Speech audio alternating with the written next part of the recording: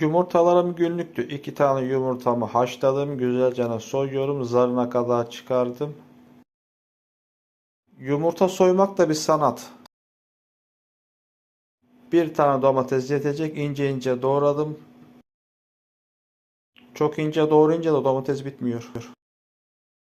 Salatalık Çengelköy kilosu 190 lira. Yine bunun da kabuklarını soydum. İnce ince küp küp doğradım.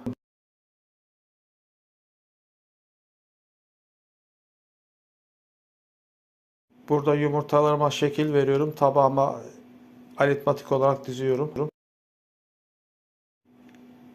İnce bir dilim peynir aldım.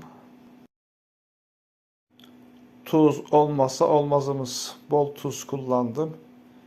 Sırasıyla pul biber ve mudanya zeytin kullandım. Bol zeytinyağım var. Bismillahirrahmanirrahim.